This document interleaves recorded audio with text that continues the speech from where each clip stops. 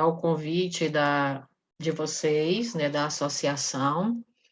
É um prazer estar aqui com vocês, compartilhar conhecimento, ao mesmo tempo aprender com as experiências de cada um. Eu gostaria de desejar a todos um feliz ano novo, uma temporada de muito sucesso, de muito equilíbrio, de muita harmonia, né? E que juntos a gente possa crescer. Eu peço a Naildo que possa projetar o nosso slide da noite. É um slide grande, eu não tenho pretensão de trabalhá-lo todo, porque é um trabalho que foi feito para diversas aulas, para as 3, 4 aulas, mas o mais importante, o que mais interessa para a gente no momento, será repassado com toda certeza.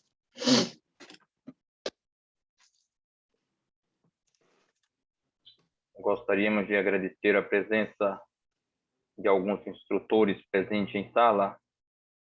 Temos com a gente o professor Nunes, instrutor CBF do estado do Piauí. Temos a Karen Calado, dos Estados Unidos, que em breve estará com a gente também como instrutora, entre outros instrutores também do quadro nacional.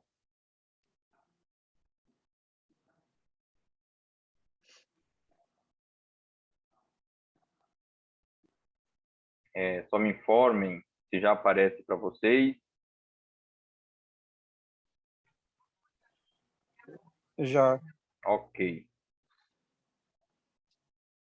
Então, assim, a gente pode começar fazendo uma leitura da imagem, né? Já que nós trabalhamos tanto com a imagem, por que não começarmos agora? Então, quando eu trouxe a imagem do cérebro, ao lado da imagem dos instrumentos de trabalho, eu quis fazer a ponte que um trabalho bem sedimentado, ele precisa, né, de estruturas neurológicas para que ele possa ser devidamente edificado. Em nosso caso, seria essa parte frontal do nosso cérebro, onde existe todo um processo de leitura daquilo que os nossos sentidos, né, eles percebem e ocorre a interpretação, ocorre as tomadas de decisões. Então, é muito importante a gente ter a nossa estrutura cognitiva muito bem elaborada, porque quando nós temos, né, a dinâmica cognitiva bem elaborada, bem trabalhada, o que que acontece? Nós temos, né, a nossa questão da habilidade, ela se torna cada vez melhor. Então, para que nós possamos realmente ir para campo de jogo, nós precisamos ter um processo de integração entre a questão mental, entre a questão técnica, entre a questão social e a questão, né, a questão o que é a questão física, né? Nenhum pilar se sobrepõe ao outro. Todos são importantes. Se qualquer estrutura você deixar, né, de, de, de atender aquele nível de necessidade, vocês poderá estar comprometendo um resultado. Então, por quê? Hoje a gente vai estabelecer metas. E por que que é importante, né, nós estabelecermos meta? Primeiro, né, porque a meta, ela é o meio, né, para que a gente consiga realizar mudanças comportamentais. Então, se eu tenho um determinado comportamento, se eu quero estabelecer ou se eu quero aprimorar esse comportamento, eu preciso estabelecer estratégias ou metas que me possibilitem, né, atualizar essa nova dinâmica que eu quero. Então, todo mundo tem sonhos, todo mundo sonha em ser um bom árbitro, todo mundo sonha tomar decisões de excelência, todo mundo sonha estar bem em campo de jogo, ter um bom desempenho em campo de jogo, né? Mas tudo isso só é possível se eu trabalhar as minhas metas, ou seja, quais são as estratégias que eu irei usar para que eu possa adaptar esse nível de realidade à minha objetividade. Então, a meta, ela vai de encontro também com os fatores psicológicos, né? Quando você trabalha uma meta, você está mobilizando a confiança, né? Quando você trabalha a meta, você está também trabalhando a questão da ansiedade. Por quê? Porque com a meta, eu sou capaz de avaliar o passo a passo que eu estou tomando e suas devidas repercussões. Então, à medida em que eu começo a dominar esse novo nível de comportamento, naturalmente a minha confiança ela aumenta, o meu campo de ansiedade rebaixa, o meu nível de satisfação aumenta e, com certeza, o meu desempenho será melhor. Então, a meta, ela tem também fatores psicológicos que nos auxiliam, né? Outra coisa que a meta faz, ela nos orienta de que forma, quais são os focos, né? Para que eu atinja esse novo padrão, o que é que eu realmente preciso atingir?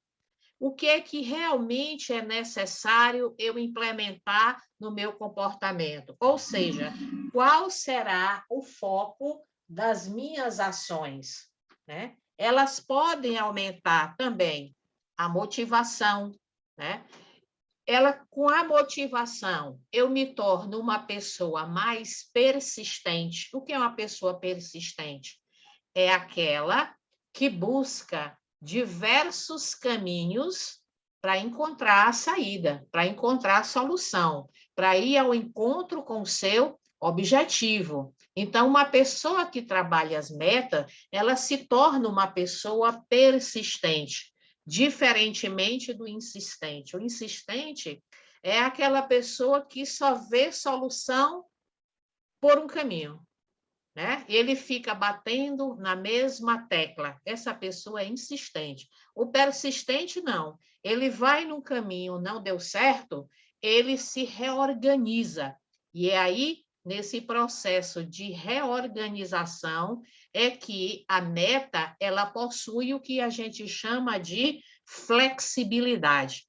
Toda meta, ela precisa ser flexível. Por quê? Porque a trajetória que a gente segue, ela não é linear. A trajetória que a gente segue para mudar o nosso comportamento tem diversas nuances. É como se fosse um processo de pico, né?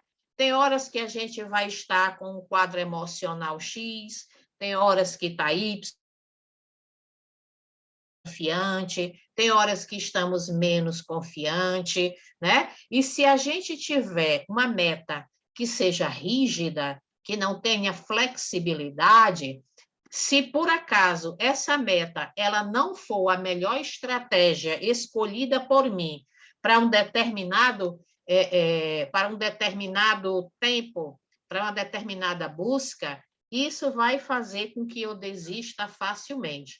Então, a meta ela tem, por uma característica essencial, essa flexibilidade, que seria o quê? Mudar as estratégias para que eu possa me permitir ir de encontro a um novo padrão de solução. Próximo, Nail. Então, aqui vem as reflexões, né? Nós estamos no início do ano e cabe a nós a reflexão. Por que a reflexão? Porque a partir do momento que eu penso sobre as minhas experiências, sobre as minhas ações, sobre os meus comportamentos, sobre as minhas tomadas de decisão, eu posso, né, observar quais foram os meus pontos de assertividade ou quais foram os meus pontos de dificuldades, né? Então, assim, a assertividade é aquilo que eu faço com habilidade, e as dificuldades e as vulnerabilidades são aquelas situações que eu preciso observar e traçar metas para que eu possa transcendê-las, ou seja, ir além. Então, cabe a cada um de nós, né, nos perguntarmos quais foram as atitudes que nós tomamos no ano passado, né? Tipo, qual foi o meu comportamento, né, durante o semestre? Qual foi o meu nível de treinamento? Qual foi o meu nível de empenho? Qual foi o meu nível de desempenho em campo de jogo, né? Numa situação X, numa situação Y, né? E a gente passa a responder diversas perguntas, tais como... Próximo, Nail.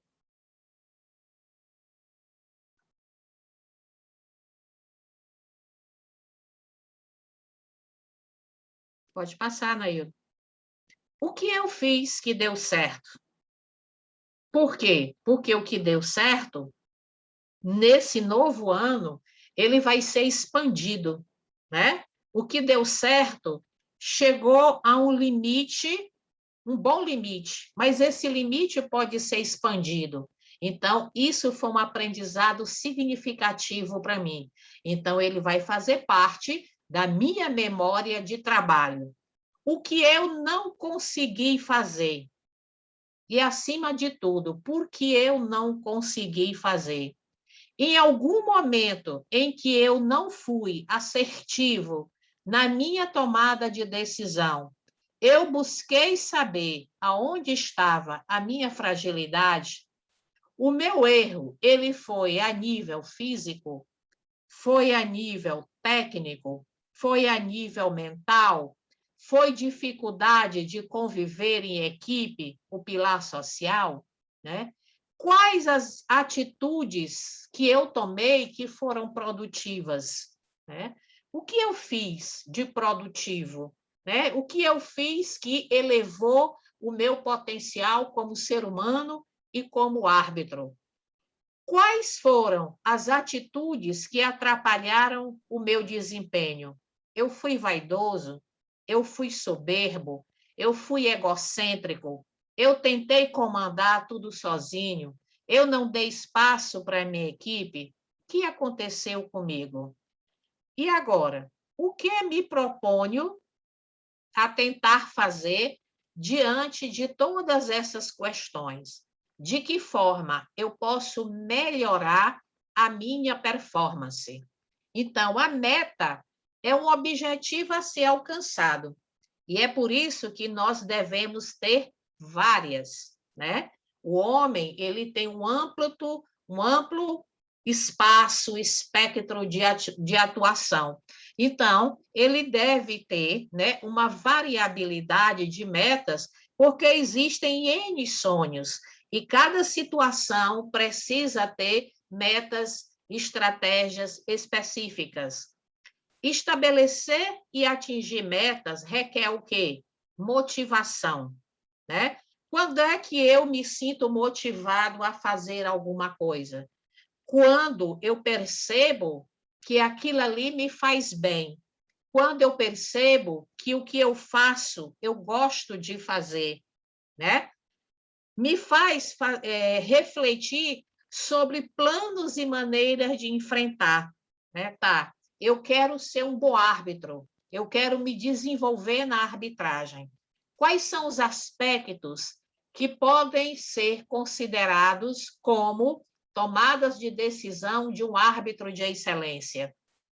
Quais são as características, né, físicas, técnicas, mentais, sociais que o árbitro de elite possui, né?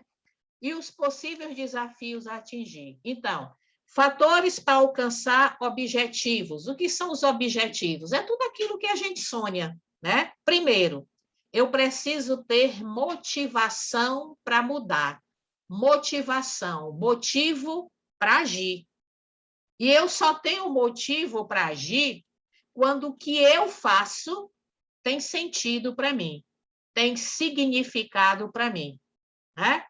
Disposição para monitorar o comportamento. Geralmente, a tendência nossa é olhar para fora, ou seja, a gente monitora o comportamento dos outros e não se dá conta de que o mais necessitado na história somos nós mesmos.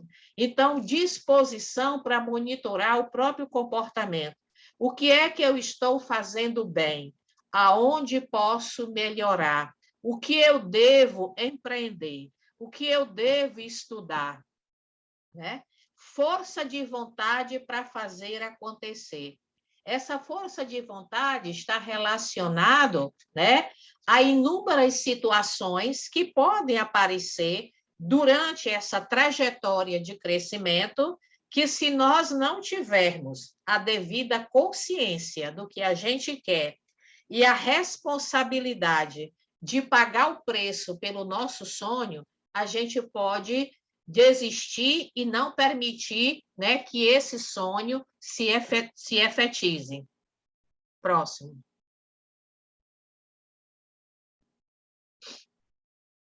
Então, aqui, se você observar, né, nós temos as metas SMART. O que são metas SMART? O próprio nome traz as suas iniciais, né, e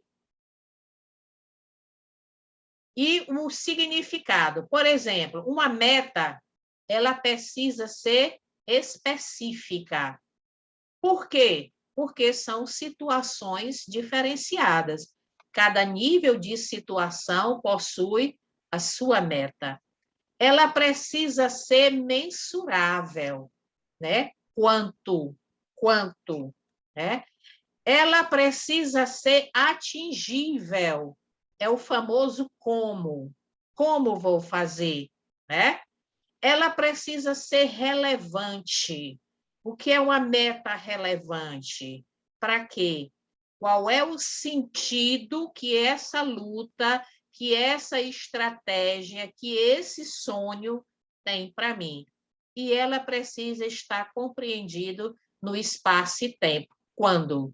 Né? Então, isso aqui vai trazer para vocês um norteamento de como deve ser uma meta para que os senhores possam atingir. Próximo.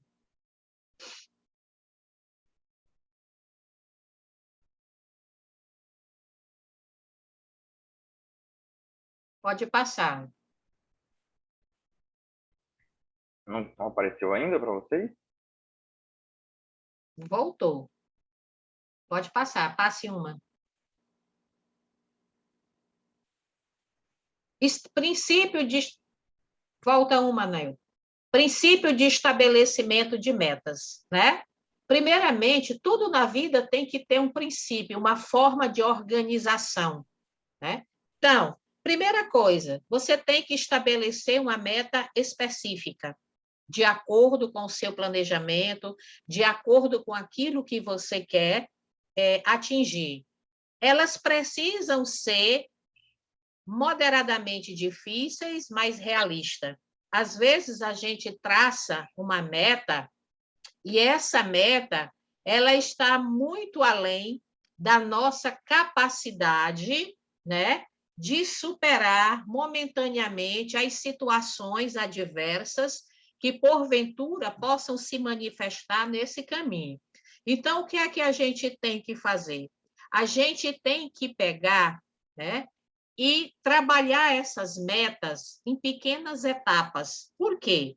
Porque toda vez que eu transponho uma etapa, toda vez que eu consigo lidar com as adversidades contidas nessa etapa,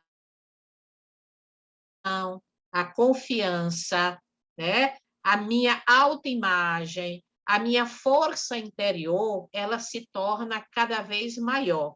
E, consequentemente, isso vai me dar energia para lutar até o final. Então, uma meta é realista quando eu traço, colocando estratégias que eu sou capaz de enfrentar, que eu sou capaz de dar conta naquele contexto, naquele espaço de tempo. Porque se eu coloco uma meta muito alta e eu não estou devidamente preparada para trabalhar, né, com essa complexidade, porque vai requerer de mim determinados conteúdos que eu ainda não consegui elaborar plenamente. E isso vai me fragilizar. Então, a meta realista é aquela que atende à minha necessidade do momento. Por isso que ela precisa ter uma meta de curto prazo, de curtíssimo prazo, de longo, né, de médio e longo prazo. É como se você fragmentasse a meta para que, no passo a passo, você conseguisse atingi-la na sua totalidade. Então, nós temos a meta de desempenho, nós temos metas processuais e nós temos metas de resultado, né? Estabeleça meta de treino e competição. A gente sempre se compara com o outro. Você não precisa se comparar com ninguém. Cada um responde na sua medida, no seu momento. Então, você precisa fazer essa analogia com o teu próprio desempenho. Como é que foi meu treinamento hoje? Como é que está meu nível de desempenho hoje com relação à semana anterior, com relação ao dia de ontem? Ou seja, sempre comparando os resultados que foram obtidos com aqueles que sempre buscando superar. Então, é importante, né, que esse estabelecimento de metas ele vai me favorecer ao autodesenvolvimento. O que seria o autodesenvolvimento? É esse comportamento interno que se alarga, que se expande, para que a gente cada vez se torne mais habilidoso, né, para realizar e maximizar o nosso potencial. Diana, o que é potencial? Potencial é a capacidade que nós temos de realizar qualquer tarefa, né, mediante um treinamento. Quando a gente começa, quando nós somos criança, nós nascemos potencialmente sabendo andar, mas nós só vamos realmente andar se esse potencial for exercitado. Nós podemos ser, hoje, um árbitro, né, estadual. Amanhã poderemos ser um CBF, né, de Série A. Qual é a diferença? O que é que separa, né? É exatamente o potencial de cada um. É a capacidade, é a habilidade de comandar o seu treino físico, o seu treino técnico, o seu treino mental, as suas habilidades sociais. Então, quanto mais eu exercito o meu potencial, melhor vai ser o rendimento e o desempenho em campo de jogo. Primeira coisa, para você desenvolver seu potencial, você tem que ser honesto com você. A gente sempre se idealiza, a gente se imagina, a gente nunca quer observar quais são as nossas dificuldades e as nossas vulnerabilidades. E está aí o grande erro, né? Porque eu só cresço de fato quando eu olho para mim como um todo. Eu sei que eu tenho algumas conquistas, mas eu sei que também tenho muito que realizar. Então, esse muito, o que eu tenho a realizar, são pontos que ainda são frágeis, são vulneráveis. E eu preciso olhar para isso, para quê? Para potencializar e também para corrigir.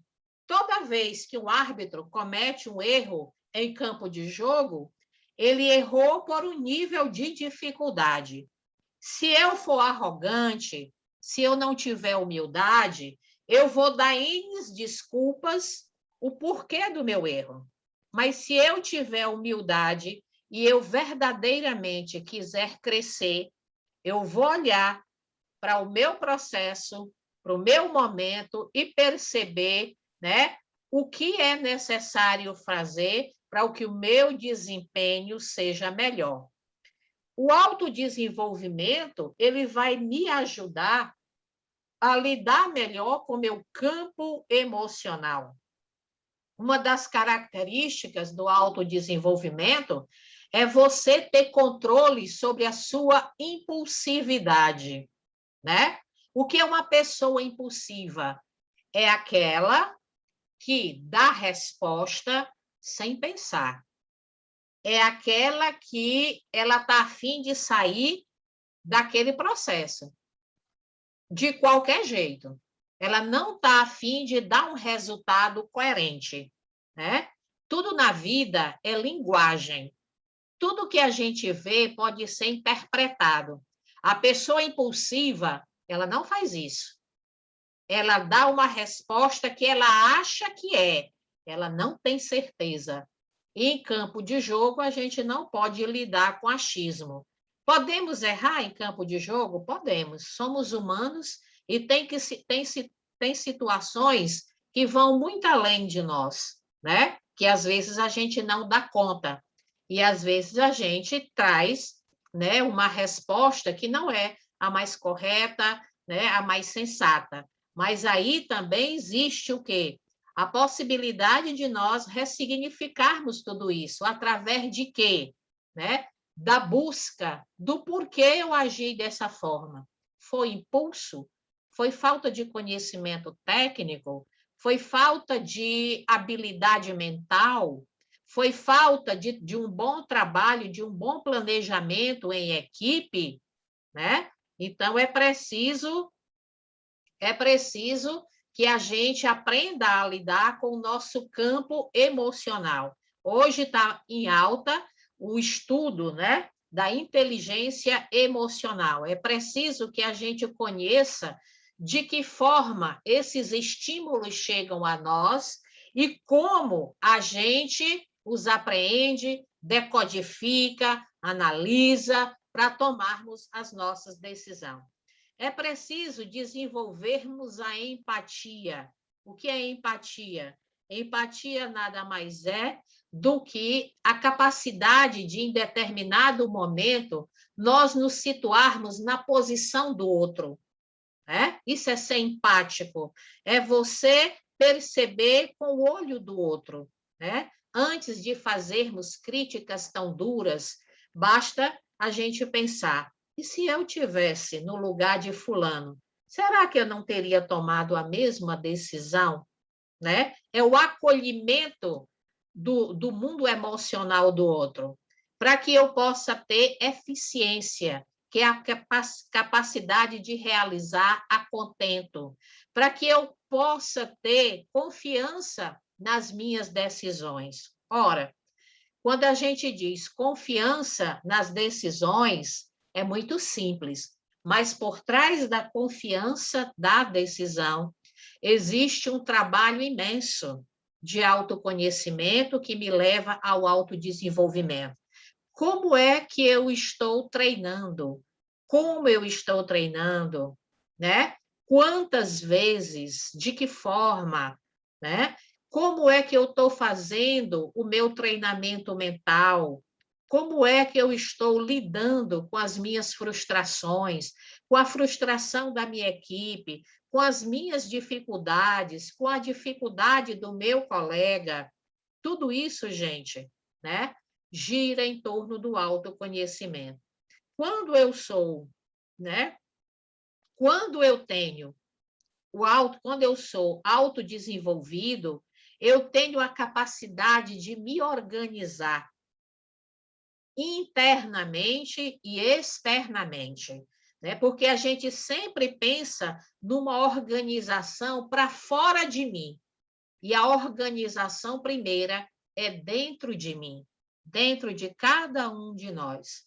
O que eu sou no meu exterior dá a ideia de como eu estou funcionando interiormente. É por isso que o árbitro tem que ter muito cuidado, porque o estado emocional, a sua subjetividade, a sua questão interna, né, ela está sendo vista através das ações em campo de jogo.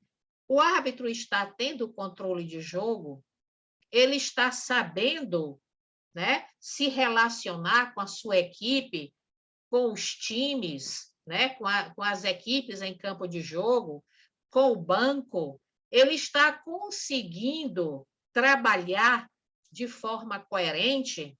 Tudo isso é relativo à organização. Planejamento, como é que foi, né? Ele tem capacidade de ouvir as pessoas, de acolher, né? De dar espaço para que o outro cresça, para que o outro se manifeste. Tudo isso é trabalho de autodesenvolvimento. Próximo, Nail.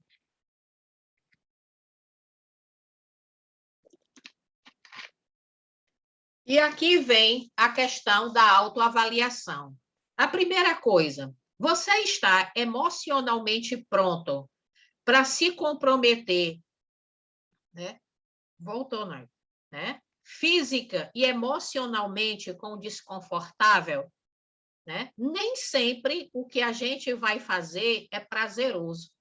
Nem sempre a gente vai lidar com situações que a gente quer.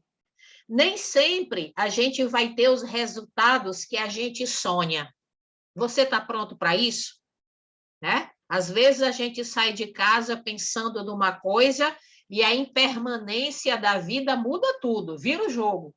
Você está preparado para essa virada? Você está pronto para ser honesto consigo mesmo sobre onde está e para onde deseja ir? Né? Às vezes a gente sonha. Sonhar é bom.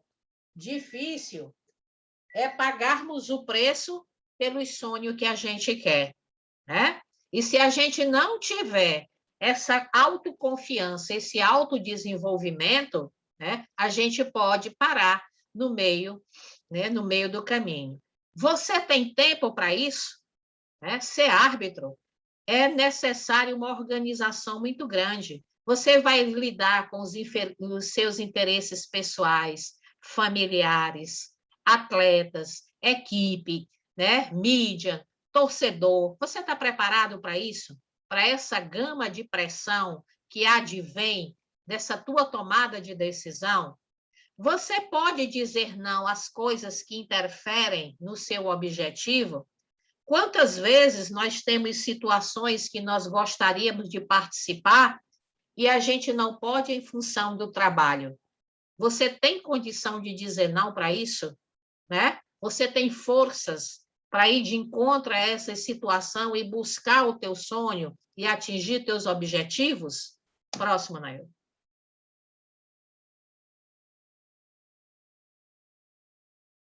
Próximo. E aqui tem, né?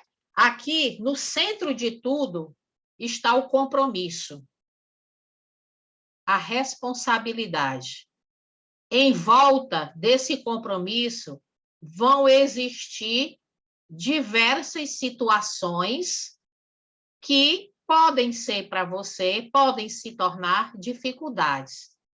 Após isso, vem a avaliação do processo. Como eu estou? Né? Como eu estou? Que resultados eu estou tendo? Que nível de desempenho eu estou trazendo para o meu trabalho? E aqui, as estratégias específicas para atingi-la. Então, você vê que o alvo, ele é cercado de uma gama de situações que você tem que estar preparado para enfrentar. Próximo, Nail.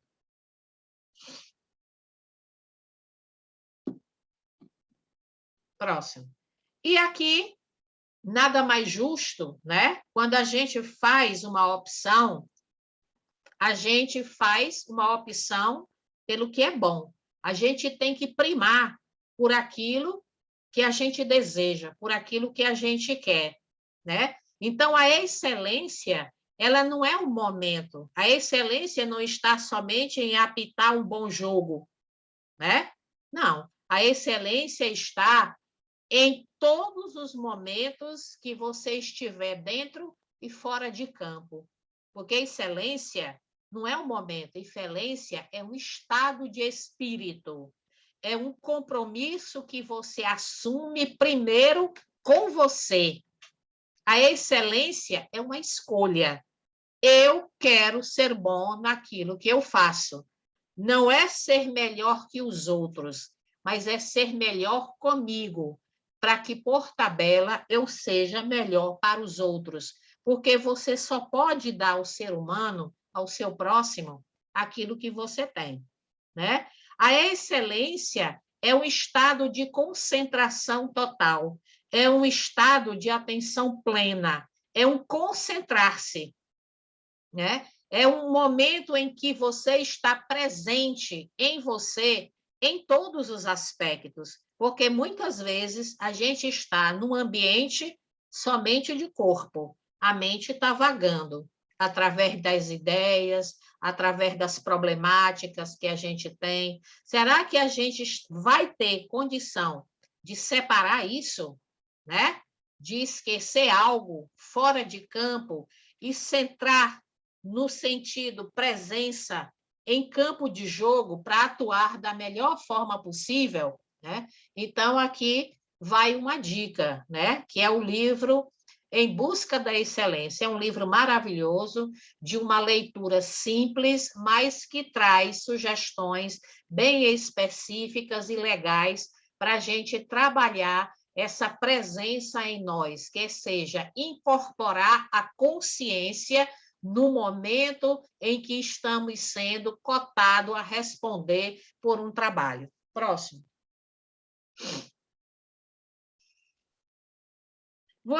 Como você vai alcançar o seu objetivo? Isso é uma pergunta que vocês têm que fazer a vocês, né? Em que você vai se concentrar?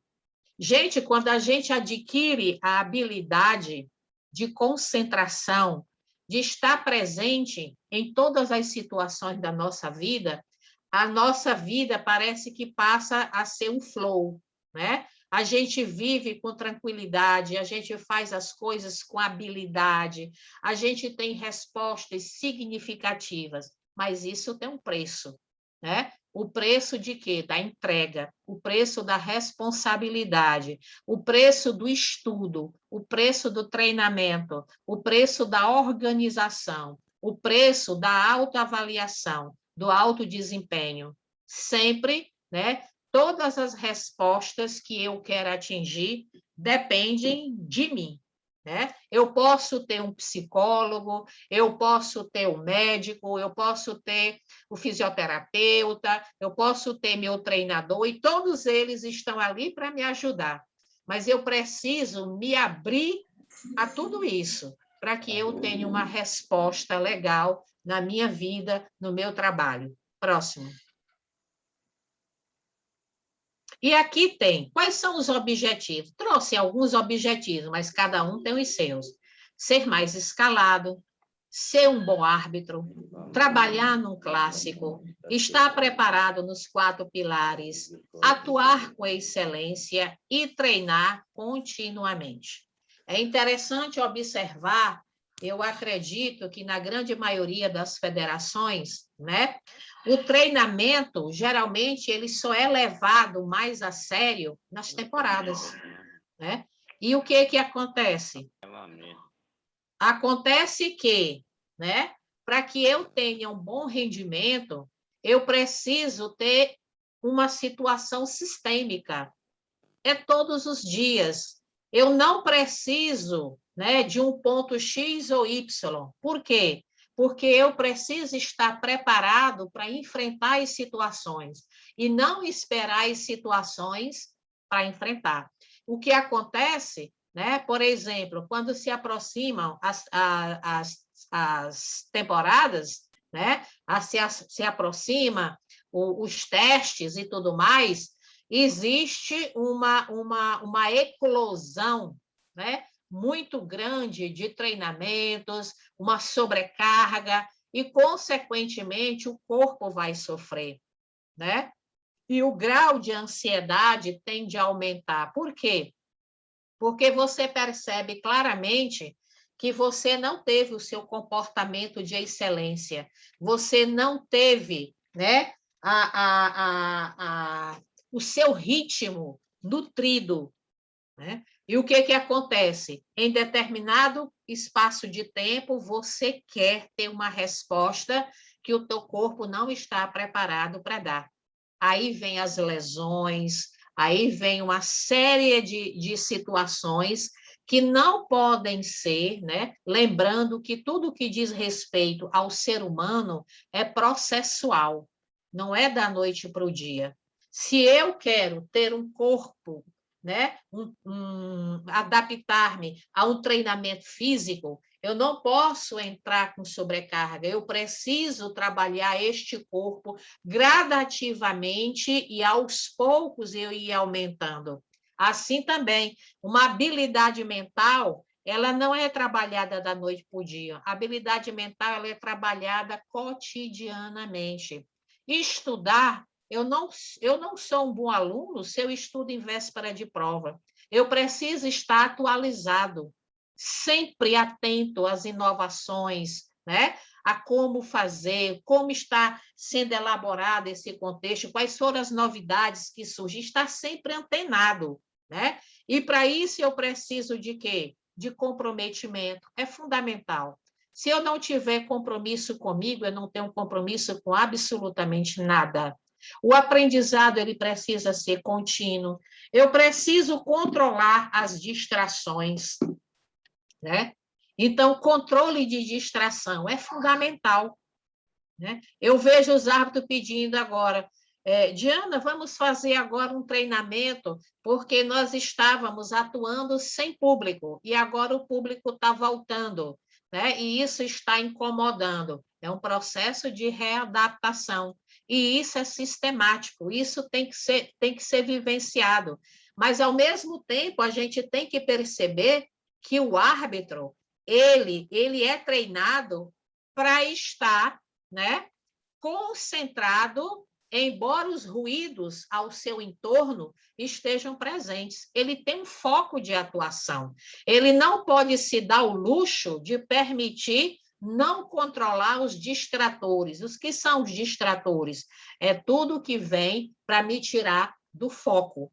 Tem muito cuidado com isso. É preciso confiança. Confiança em si e confiança na sua equipe. Lembrando que, né, o árbitro, os assistentes e o quarto árbitro precisam estar muito bem preparados com relação às suas atribuições, para que não sobrecarregue o trabalho, né? Não espere do outro, contribua, seja proativo, tem imagens positivas, primeiro de si, né? Lembrando sempre positividade com realidade. Não adianta você chegar todo animado e dizer que vai bombar no jogo se você não tem um bom treinamento físico, se você não tem um bom treinamento técnico, se você não tem uma boa habilidade social, enfim, você tem que estar bem em todos os sentidos, né? Próximo.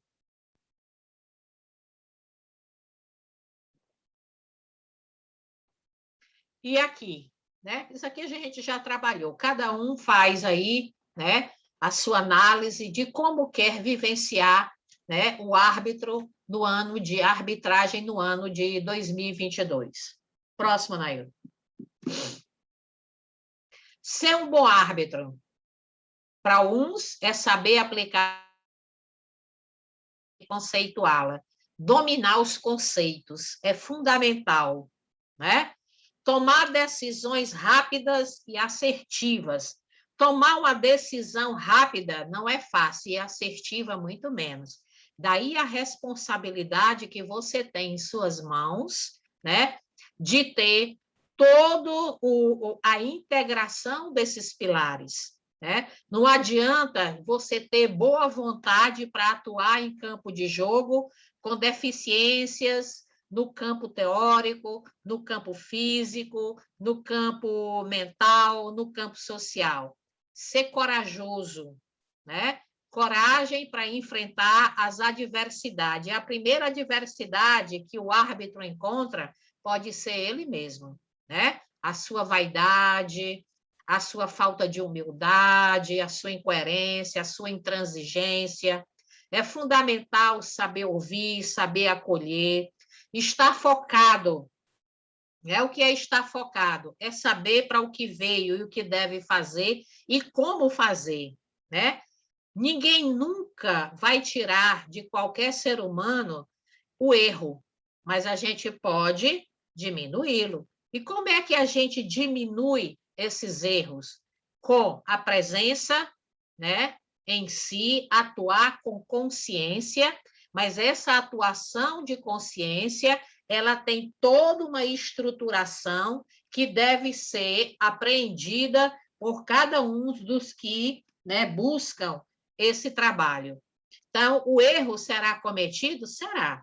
Por quê? Porque tem algumas coisas que fogem ao nosso controle, mesmo você tendo toda uma preparação, né? Mas o que é mais importante é você transformar esse erro em aprendizagem.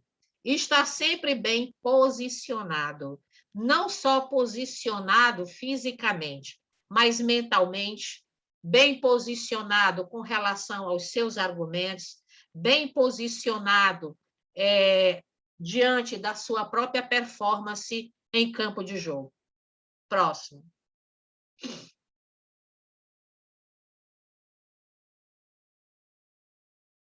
E aqui é o que eu quero e preciso fazer. Saber aplicar a regra a serviço do jogo. O que é que você tem que fazer?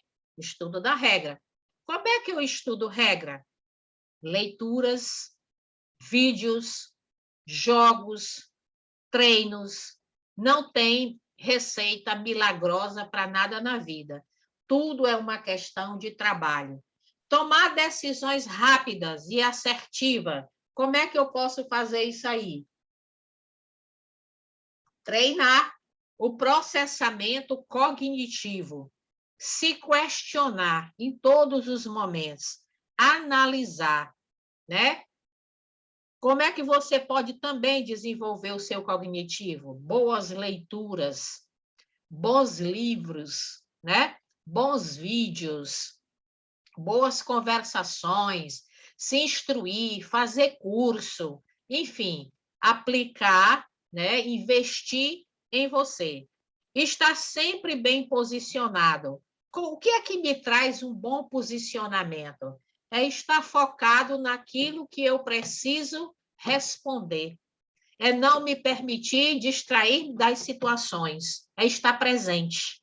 Estar presente é incorporar a consciência no momento em que eu estou vivendo. Não é sair do automático.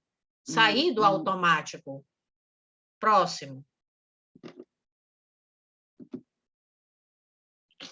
E aqui, né, gente? Isso aqui é o começo da nossa motivação.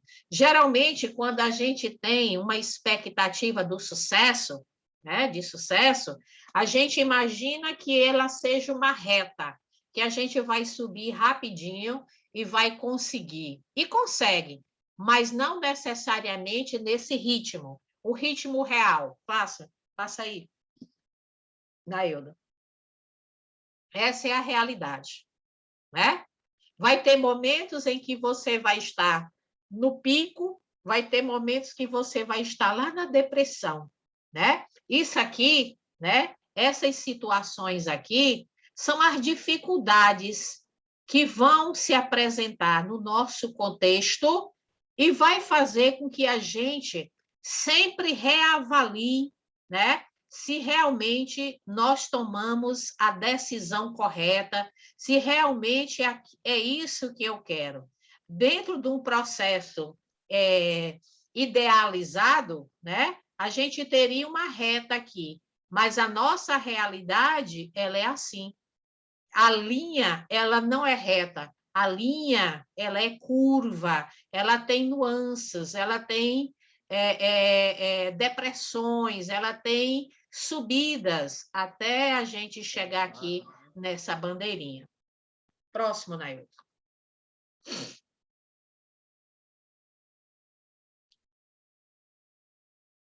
Aqui, eu trouxe uma frase do Oscar Schmidt, aquele nosso atleta do basquete, né, que ele era chamado de mão santa. E ele disse, mão santa não, mão treinada. Né? O Oscar arremessos diários fora o seu treinamento em quadra. Né? O que é que ele está dizendo? Que não existe habilidade sem treinamento. Então, a gente precisa ter uma motivação diária. E essa motivação diária é que me traz a constância naquilo que eu quero fazer. Próximo. Né? E aqui, essa constância, ela vai me levar ao quê? Ao hábito. Né? O que é o hábito? É aquilo que eu repito todos os dias, que faz parte da minha vida, que eu incorporei ao meu comportamento. Então, o hábito é igual ao banho, tem que ser renovado todos os dias. Todos os dias a gente toma banho, a mesma coisa é o hábito. A gente renova esses hábitos, a gente mantém e amplia ao mesmo tempo. A manhã de quinta-feira, ela já começa na tarde da quarta, né? O que é que a gente quer dizer com isso? Que sempre a gente precisa se preparar previamente. Não esperar a coisa acontecer para estar preparado, porque isso não vai acontecer. Isso vai trazer problema. A gente precisa se preparar, se antecipar às situações para que a gente dê uma resposta legal. Como você se organizou no fim da quarta-feira para acordar bem na quinta e ter um bom dia de treino e de trabalho? Se todos os dias, antes de dormir, nós fizermos uma pequena pauta daquilo que é necessário fazer hierarquicamente no dia seguinte, a gente vai ter uma condição de vida melhor, nós vamos ter menos ansiedade, nós vamos ter mais equilíbrio, mais paz de espírito, e a organização vai me levar a estruturar um tempo com mais qualidade, né? A repetição. O que é que faz o hábito? É a repetição, né? Eu começo algo. Para mim, o início, ele é um pouco, como é que eu posso dizer? Ele é um pouco fora do contexto, porque eu não tenho o hábito de fazer aquilo, né? Ele me tira um pouco da minha zona de conforto, mas com o tempo, de tanto eu repetir, de tanto eu fazer, né? Isso vai fazer com que eu adquira, né, resiliência, tolerância, paciência e faça o que tem que fazer bem feito, né? Isso também é o quê? Preparação mental, né? O hábito, ele nos leva a uma preparação mental, né? Ninguém vai conseguir fazer algo bem feito sem se preparar. Ninguém vai conseguir trabalhar e dar uma resposta eficiente sem treinar. Então, gente, viver, né, uma boa vida na arbitragem é uma questão de responsabilidade, é uma questão de escolha e transformar essa escolha, né, em um hábito. Ou seja, o que é que eu preciso fazer para ser um bom árbitro? Eu preciso ter a consciência da integração dos pilares. Como é que eu vivencio? Como é que eu exercito esses pilares? Isso é que faz com que a gente se habilite, né, a ter um bom rendimento em campo de jogo. E aqui eu encerro a minha fala e me abro para as perguntas.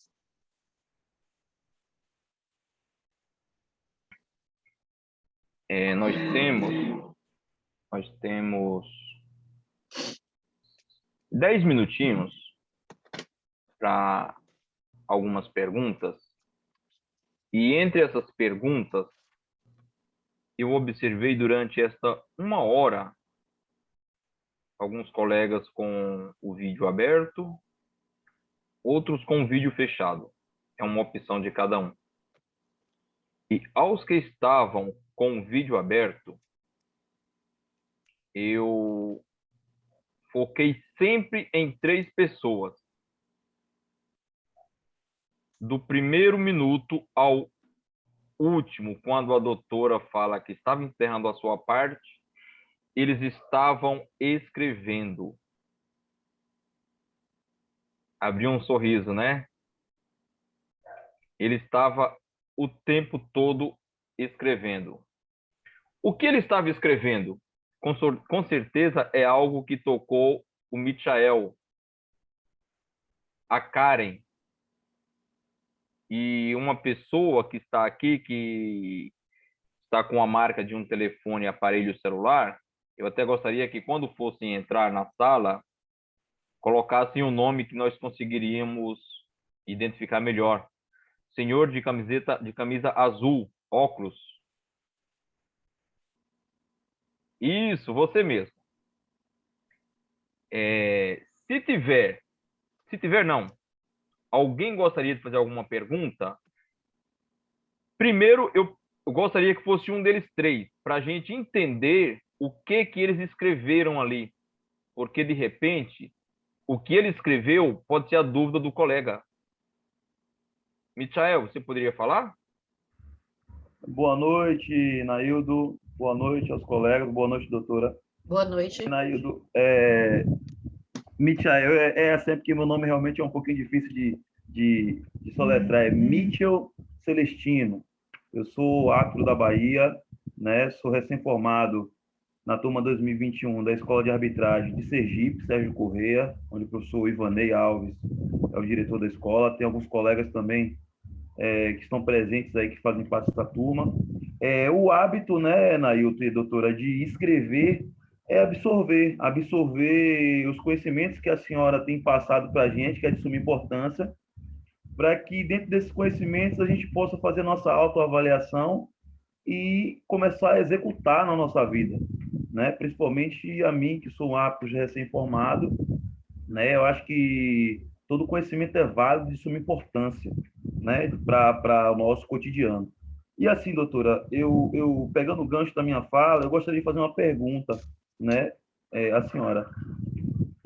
A gente sabe que na parte física do árbitro existem valências, né? Como a potência, a velocidade, que necessita ser treinada, né? E a gente tendo êxito, logrando êxito nessas valências, a gente sabe que fisicamente nós vamos nos desempenhar muito bem dentro de campo. E na psicologia, na inteligência arbitral, quais são as valências que nós, árbitros, precisamos explorar para poder estarmos também preparados mentalmente?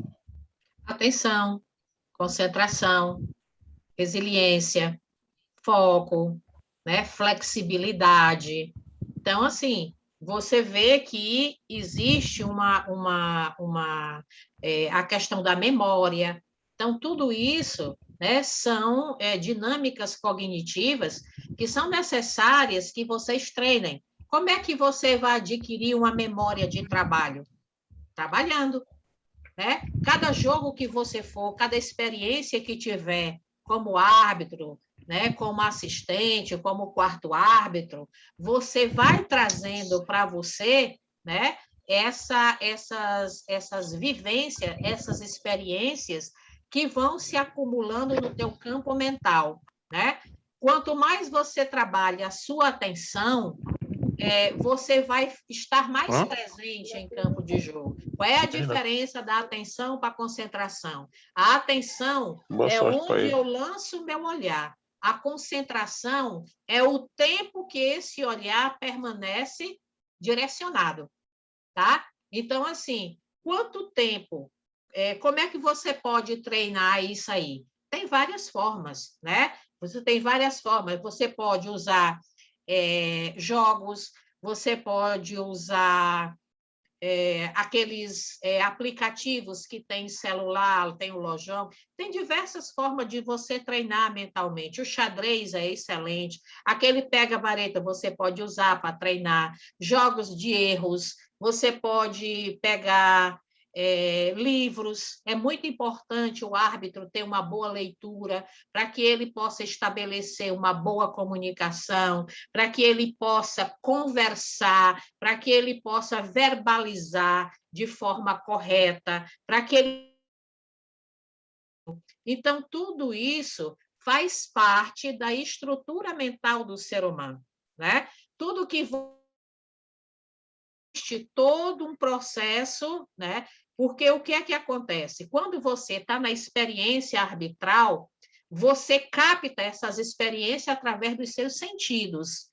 E isso aí, né? Quanto mais você responde de forma correta, de forma assertiva, e se há erros, você consegue perceber qual a origem do teu erro? Foi por uma questão técnica? Foi por uma questão física? Foi por uma questão mental? Foi por uma questão social? E você consegue destrinchar esse erro passa a ser para ti uma experiência positiva, né? Então, assim, você trabalhar com o campo mental é você estar atento ao que ocorre com você. A primeira coisa que você tem que fazer é aprender a ter concentração.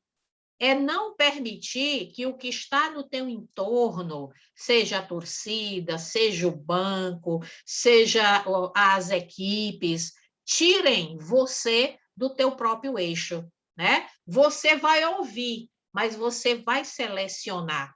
Você não vai deixar que todas as experiências que estejam ocorrendo no teu ambiente passe a interagir contigo, porque senão você vai perder o foco, você vai perder, né, a tua consciência daquilo que você está fazendo. E se a tua condição mental rebaixar, com certeza você vai ter dificuldades para perceber, dificuldades para se movimentar, dificuldade para respirar, dificuldade principalmente para tomar a tua decisão. Então, tem os mais diversas formas de você estar fazendo isso, né? Tá treinando esse campo mental, porque quanto mais habilidade mental você tem, mais respostas físicas a nível de habilidade você adquirirá, né? O corpo ele te traz a mente bem funcionando bem oxigenada, bem treinada, ela vai trazer para ti a amplitude dos movimentos, a liberação da tua musculatura para você acompanhar o ritmo do que está sendo feito. Respondi para você? Com certeza, doutora. Muito obrigado. Parabéns pela didática, parabéns pela transparência também. Muito bem. Procurei ser o mais simples possível para você entender. E foi o mais simples possível. Eu agradeço a senhora, agradeço a Nailton também. E eu indico a vocês o livro Inteligência Emocional, aqueles que quiserem, né, trabalhar mais essa questão da cognição, do Daniel Goleman. E Augusto Cury? Não, Inteligência Emocional, do Daniel Goleman. E também Em Busca da Excelência. Excelente livro. Simples, direto e muito bom. Nós Muito temos... Obrigado, Nailton. Boa noite. Eu poderia fazer uma pergunta, por favor? Pois por não. favor, 1 minutinho, porque nosso tempo está estourando, tá? Por favor. Tá. Só, doutora, por favor, quem é o autor do livro Em Busca da Excelência? É o Thierry Orlick. Eu vou colocar aqui para você. Eu vou dar para a Nailda. Eu tenho ele em PDF. Eu vou mandar para a Nailda e a Nailda passa para vocês, ok? Perfeito. Ele é um canadense, ele morreu recentemente, viu? Mas é um livro excelente. Tá ótimo. Obrigado. Nada? Estamos chegando ao final do nosso primeiro bate-papo. Como eu sempre falo, nós não temos aulas, nós temos bate-papos. E sempre quando a doutora Diana está presente na sala, em aula, como instrutora ou como participante, é sempre uma alegria enorme para todos nós, porque o seu conhecimento, a sua didática é algo assim que nos engrandece muito mais. 45, Bim. Vou botar mais um pouquinho. Tá bacana? Peço que mantenha o microfone fechado, por favor.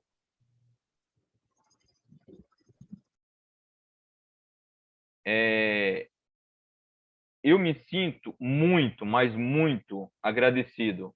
Agora nós, vamos pensar aqueles que estão com ela sempre, como o professor Nunes, como o Jonathan e mais alguns que estão com ela sempre lá, na federação. A gente vê que eles são muito, mas muito felizes porque tem a doutora Diana do lado deles. Doutora, mais uma vez, em nome de todo esse grupo, passamos um pouco mais de 70, quase 80 parceiros, amigos aqui que querem aprender. E começamos a aprender hoje com a senhora. Gostaria que a senhora finalizasse esse momento com uma mensagem, por favor. Bem, o que eu diria a vocês é que sejam persistentes, né? Estudem. É fundamental quando a gente estuda, a gente muda a forma de pensar, a gente se abre para o novo, a gente compreende melhor as coisas. Pratiquem, né? Busquem a habilidade física de vocês através dos treinamentos, assistam os vídeos, assistam jogos, treinem bastante e se dediquem. Não existe milagre. Nada vai acontecer na vida do ser humano, né, se ele não tiver a coragem, né, de se auto-enfrentar, que é o maior inimigo que a gente tem, né, é a resistência que a gente faz diante da vida. A gente quer, mas a gente não quer pagar o preço. E não existe crescimento sem trabalho. Tudo que a gente sonha na vida é possível, desde que a gente busque realmente com comprometimento e responsabilidade. Fora isso, vai ser apenas sonho. Muito obrigada. Antes da gente finalizar, Acho que a Karen queria falar. Karen, por favor. Eu acho que ela bateu o dedinho assim e tirou porque outra pessoa... Pois não, Karen. Eu, primeiramente, queria agradecer a oportunidade de estar aqui, poder aprender, né? Como todos citaram, foi uma excelente aula. Eu acho que a gente está sempre aprendendo, constantemente aprendendo, e acho que para quem não me conhece, eu sou a Karen Calado, eu sou árbitra nacional aqui nos Estados Unidos, busco representar a gente aqui muito bem, sempre. Parabéns. Muito obrigada, doutora. E eu queria dizer que, baseado em tudo que a senhora falou aqui, eu acho que e tudo isso influencia muito na nossa vida, de como a gente leva a vida, né? De como a gente enxerga as coisas. E eu aprendi muito com a arbitragem depois que eu comecei a arbitrar, né? Porque anteriormente eu era jogadora profissional e depois eu fiz essa transferência para árbitra, né? E eu aprendi muito a como me colocar em certas situações usando a arbitragem, né? Porque eu falei, quando eu entro em campo, eu visto o meu escudo, né? E vou para a guerra. Então, eu acho que todo esse conteúdo, eu acho que todo mundo, todas as pessoas que estão aqui, poder aproveitar cada aula, o que todos estão fazendo dessa associação aqui, eu estando de fora em outro país, muitas dessas coisas que eu estou aprendendo com vocês aqui, eu não aprendo.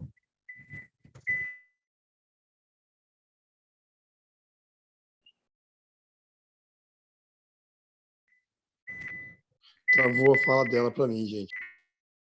Só um minutinho. Acho que o microfone dela fechou, viu? Só um minutinho, por favor. Karen? Oi, boa noite. Só um minutinho, Me por permite favor. que eu possa fazer um comentário assim que possível? Eu peço por gentileza que vamos falar um por vez, como foi determinado no grupo, todos estão cientes.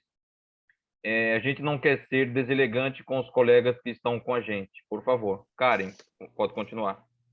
Mas só para finalizar, eu enfatizo, né, da gente aproveitar a oportunidade e potencializar o quanto vocês brasileiros, eu sou brasileira também, moro aqui nos Estados Unidos, têm capacidade. Então, acredite no sonho de vocês, aproveite a oportunidade. E, doutora, eu só queria fazer uma pergunta. Baseado na sua experiência, qual a maior dificuldade que você encontra nos árbitros em desenvolvimento? Por incrível que pareça, Karen, o que eu mais percebo é a falta de autoconfiança, né? E que é natural. A gente não nasce autoconfiante, a gente se torna, né? É preciso que a gente compreenda que tudo é processual, que o que eu não sei fazer, eu não sei fazer ainda, mas se eu tentar, se eu trabalhar, se eu me dedicar, né? Então, essa questão da autoconfiança, ela é muito importante no desenvolvimento do ser humano, né? Então, assim, às vezes, a gente costuma ver somente o profissional, mas atrás da profissão de alguém existe o ser que habita e que desenvolve aquilo ali. Então, quando eu comecei na arbitragem, eu não introduzi diretamente a psicologia da arbitragem, mas eu trabalhei o ser humano, o homem, né? Por quê? Porque não adianta você jogar, né, outro nível de conhecimento se a pessoa ainda não está sabendo lidar nem com ela mesma, entendeu?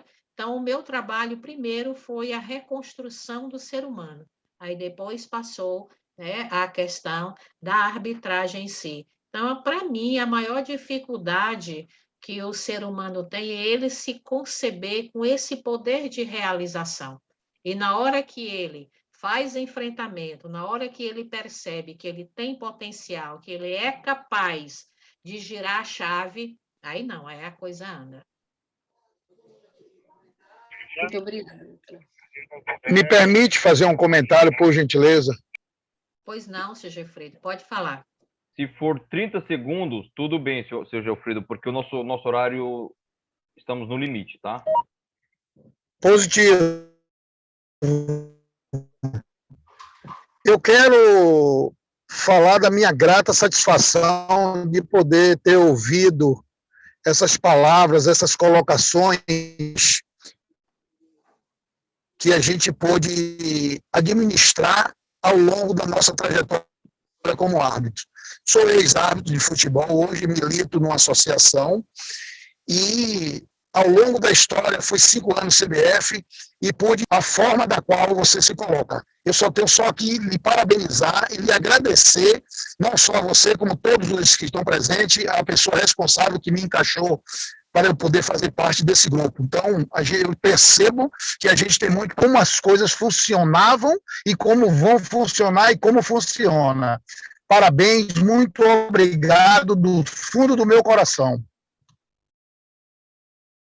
De aprender com cada um de vocês, né? A gente só ensina o que precisa aprender. É a repetição, é o hábito. É verdade. Como essas palavras suas fica caracterizado na colocação de Cora Coralina, que diz: feliz é aquele que ensina e aprende com quem ensina. E caracterizamos assim. Muito obrigado. Obrigada a você. 10 segundos, Naildo. Já se passaram os 10 segundos. Ah, é? Boa noite a todos. Vamos lá, 10 segundos mesmo, porque nosso tempo está bem no limite mesmo. Délivo Guimarães Santos, ex-árbitro Federação Paulista de Futebol. Doutora, grato. Queria nós, naquela época, ter o que os árbitros de hoje têm. Na minha época, nós não tínhamos esse suporte que eles têm hoje. Como fez falta. Obrigado. Ok, Derivo. Gratidão. Para a gente encerrar, pessoal, o nosso primeiro momento, com muita alegria, muito importante para todos nós, não só para mim. Gostaria que todos abrissem Estava carregando a hora que eu tirei o vento, a hora que eu fui falar, você não viu, não? para a gente finalizar este momento com a salva de palmas, por favor. Gratidão, doutora Diana. Eu que agradeço, minha gente. Obrigada a vocês pela oportunidade de servir. Muito obrigada mesmo. Obrigado a Não todos. posso dar Paulo.